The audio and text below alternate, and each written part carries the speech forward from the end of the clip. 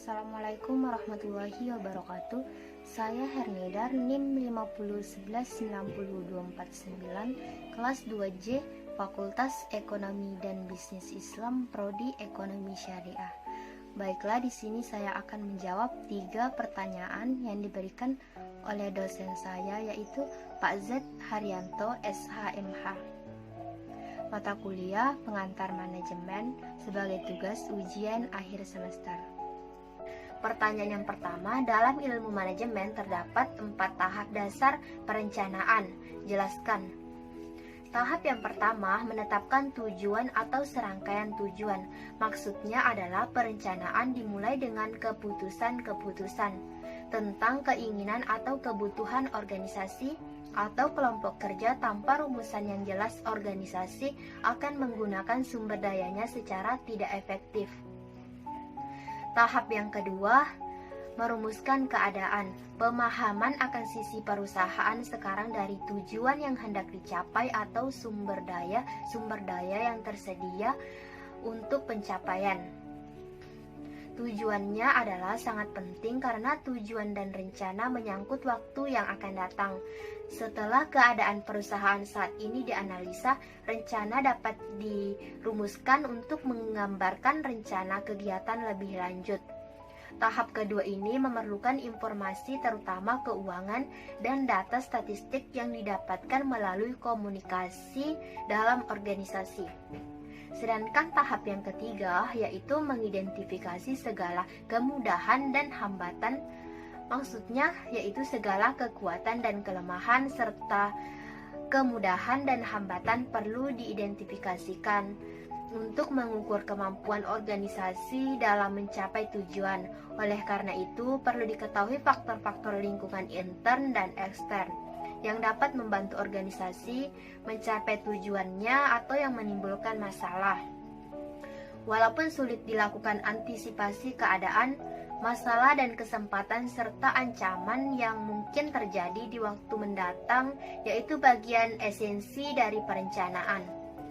Tahap yang terakhir yaitu mengembangkan rencana atau serangkaian kegiatan untuk pencapaian tujuan, yaitu tahap terakhir dalam proses perencanaan mencapai pengembangan berbagai alternatif dalam proses pencapaian tujuan.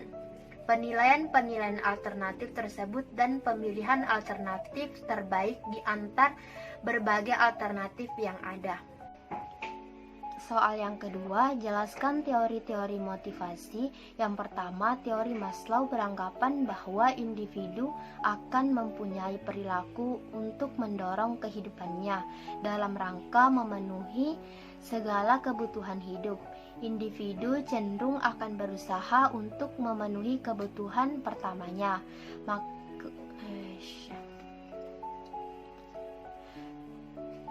Soal yang kedua, jelaskan teori-teori motivasi. Yang pertama, teori Maslow beranggapan bahwa individu akan mempunyai perilaku untuk mendorong kehidupannya dalam rangka memenuhi segala kebutuhan hidup. Individu cenderung akan berusaha untuk memenuhi kebutuhan pertamanya.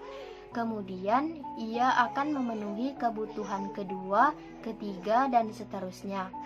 Hal tersebut akan terjadi untuk memenuhi prioritas-prioritas dalam hidupnya. Yang kedua, teori keadilan. Adam Smith telah mengembangkan teori ini. Ia mengemukakan bahwa dalam teori temuannya ini, yaitu outcome, berarti segala sesuatu yang menghasilkan. Contohnya seperti upah, bisnis, ataupun promosi jabatan. Maka biasanya seseorang akan termotivasi untuk mendapatkan outcome tersebut. Yang kedua, yaitu input adalah sebuah penghargaan yang didapatkan untuk menunjang kinerjanya. Sementara equity berarti perbandingan antara input dan outcome karyawan satu dengan lainnya. Terakhir, yaitu comparison person adalah kesempatan seseorang individu dalam menjadi seorang karyawan dalam perusahaan atau organisasi tertentu. Teori yang ketiga yaitu teori harapan.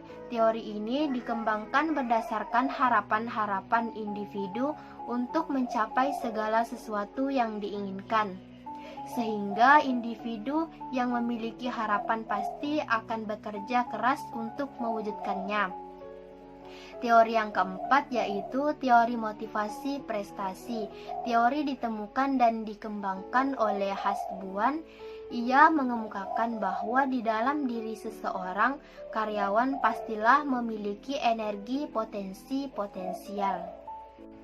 Soal yang ketiga, jika seandainya saudara adalah seorang kepala pemerintah atau pemimpin di suatu daerah, motivasi apa yang bisa saudara berikan dan sampaikan kepada staf di lingkup organisasi kerja maupun kepada seluruh masyarakat dalam menghadapi kondisi seperti sekarang ini? Jelaskan.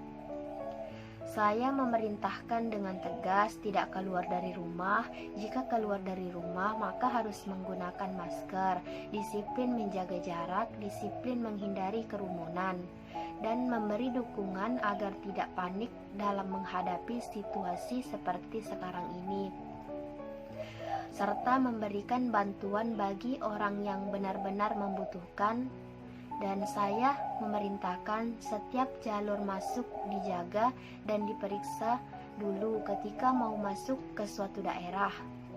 Lakukan pemberdayaan ekonomi, sektor laut, peternakan, dan pertanian, dan terapkan PSBB dalam menunjang kinerja aktivitas perekonomian dan sosial masyarakat.